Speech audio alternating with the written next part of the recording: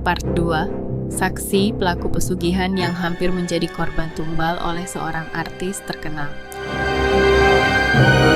Halo, saya Sari. Kalau kalian sudah menonton cerita saya sebelumnya, mungkin kalian masih ingat tentang malam ketika saya hampir dijadikan tumbal setelah tanpa sengaja menyaksikan sebuah ritual pesugihan di Gunung Kawi. Sejak video itu tayang di channel Mr. Mistis, banyak sekali orang yang bertanya kepada saya, apa setelah itu hidup saya kembali normal? Jawabannya, tidak. Justru teror yang sebenarnya baru dimulai. Sampai hari ini saya masih memakai topeng. Bukan karena ingin terlihat misterius, tapi karena saya masih merasa ada mata yang terus mengawasi saya. Bahkan sebelum datang ke studio ini, saya sempat merasa ada seseorang yang mengikuti kendaraan saya selama hampir 30 menit. Ketika saya berhenti, mobil itu ikut berhenti. Ketika saya jalan lagi, mobil itu kembali mengikuti. Begitu saya memasuki jalan raya yang ramai, mobil tersebut menghilang begitu saja. Entah itu hanya kebetulan atau memang sebuah peringatan, saya tidak tahu. Yang saya tahu, sejak malam ritual itu, saya tidak pernah benar-benar sendirian. Seminggu setelah saya menerima amplop hitam yang saya ceritakan di video sebelumnya, saya mendapat surat lagi, bukan lewat pos, bukan juga diantar kurir. Surat itu sudah berada di dalam rumah saya. Padahal sebelum tidur saya mengunci semua pintu. Isinya hanya selembar foto. Foto itu buram, namun saya langsung mengenali tempatnya. Bangunan tua tempat ritual berlangsung. Di bagian belakang foto ada tulisan menggunakan tinta merah. Masih ingat tempat ini? Saya langsung membakar foto itu. Aneh, kertasnya tidak habis terbakar. Api hanya menghitamkan pinggirannya. Bagian tengah tetap utuh. Malamnya, sekitar pukul 2:17, saya terbangun karena suara seseorang mengetuk jendela. Tok, tok, tok. Saya memberanikan diri membuka tirai. Tidak ada siapa-siapa, tetapi embun di kaca membentuk tulisan. Jangan bicara lagi. Saya buru-buru menyalakan semua lampu. Tulisan itu perlahan menghilang sendiri. Saat itulah saya sadar, teror ini bukan sekadar ancaman dari manusia. Ada sesuatu yang ikut pulang dari tempat ritual itu. Rasa penasaran mulai mengalahkan ketakutan. Saya ingin tahu, apakah saya benar-benar satu-satunya orang yang pernah menyaksikan ritual itu? Saya mencoba menghubungi pria tua yang dulu membawa saya masuk. Nomornya sudah tidak aktif. Saya kembali ke penginapan tempat dulu saya menginap. Pemilik penginapan masih mengenali saya. Ketika saya menunjukkan foto pria itu, wajahnya langsung pucat. Ia hanya berkata pelan, "Sudah, jangan dicari." Kenapa? Karena orang yang mencari biasanya ikut hilang. Saya tidak puas. Saya terus mencari. Dari seorang penjaga warung, saya mengetahui bahwa beberapa tahun terakhir memang ada beberapa orang yang datang mencari seseorang setelah mengikuti ritual. Tidak ada yang kembali. Ada yang menghilang, ada yang ditemukan linglung, ada pula yang memilih pindah kota. Semua seperti memiliki ketakutan yang sama.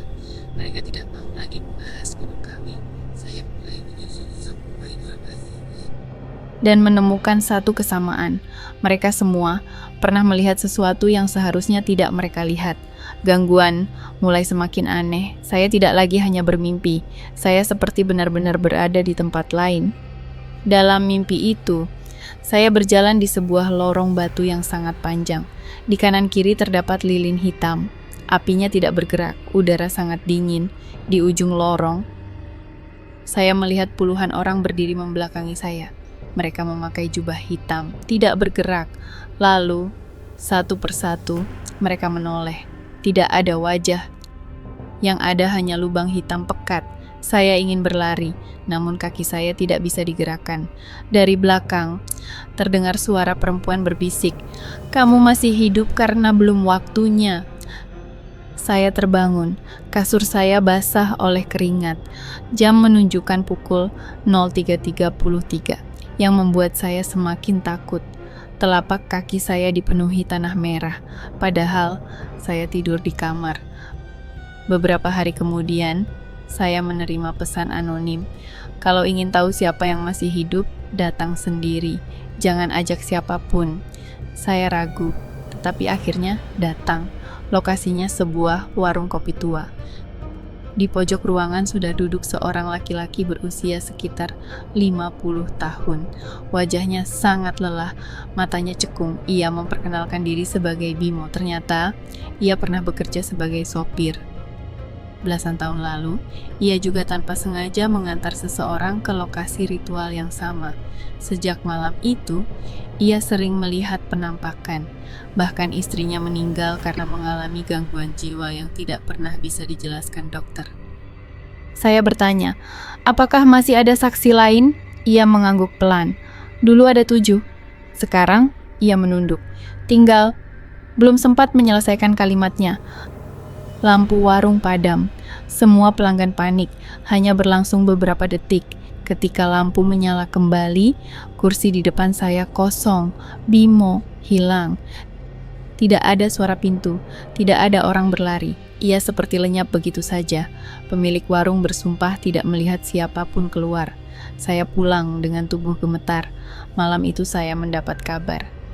Seorang laki-laki ditemukan meninggal di pinggir jalan.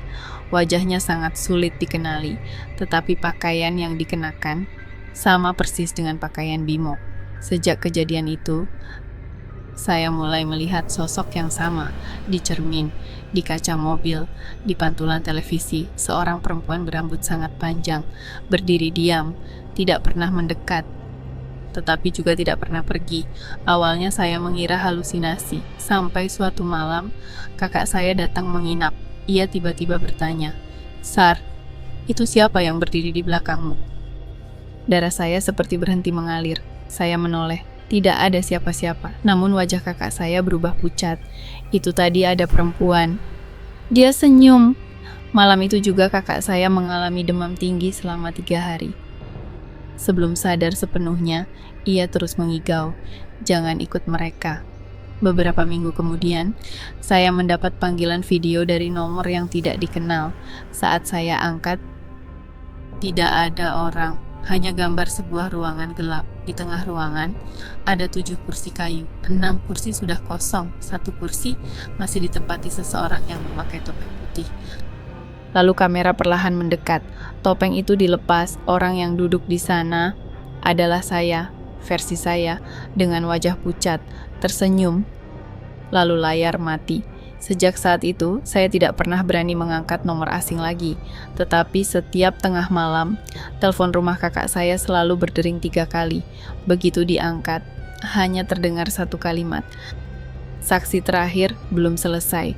Sebelum saya datang ke studio Mr. Mistis untuk merekam part 2 ini, saya sempat membuka kembali tas yang saya gunakan ketika pergi ke Gunung Kawi bertahun-tahun lalu. Tas itu selama ini tidak pernah saya sentuh. Di dalamnya masih ada pakaian lama, dompet, botol minum, dan sebuah kantong kain kecil yang sama sekali tidak pernah saya ingat pernah membawanya. Di dalam kantong itu ada sebuah kunci kuno berwarna hitam, berkarat, sangat dingin ketika disentuh. Tidak ada tulisan, tidak ada tanda. Namun saat saya menggenggamnya, saya mendengar suara perempuan yang sangat pelan. Pintunya belum ditutup. Saya langsung menjatuhkan kunci itu. Sampai sekarang saya tidak tahu pintu apa yang dimaksud. Yang lebih aneh, setelah saya mencari foto-foto lama di ponsel, saya menemukan satu gambar yang belum pernah saya lihat sebelumnya. Foto itu diambil tepat malam ritual.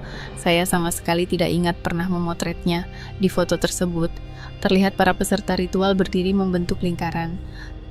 Semua wajah buram, tetapi di pojok kanan bawah ada seorang perempuan memakai pakaian yang sama persis dengan yang saya kenakan malam itu. Ia berdiri membelakangi kamera. Masalahnya, saat foto itu diambil, saya ingat betul sedang berdiri di sisi kiri ruangan. Kalau begitu, siapa perempuan yang berdiri di pojok kanan foto itu? Dan kenapa saat saya memperbesar gambarnya, perempuan itu perlahan menoleh ke arah kamera, lalu tersenyum. Kalau kalian mengira kisah saya sudah selesai, saya rasa kalian salah karena beberapa hari setelah rekaman ini selesai, saya berencana kembali ke Gunung Kawi, bukan untuk mencari kekayaan, bukan juga untuk membalas dendam, tetapi untuk mencari jawaban.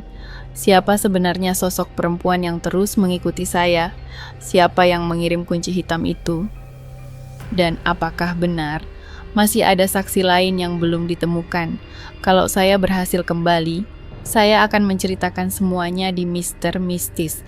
Tetapi, kalau saya tidak pernah muncul lagi, mungkin kalian sudah tahu jawabannya.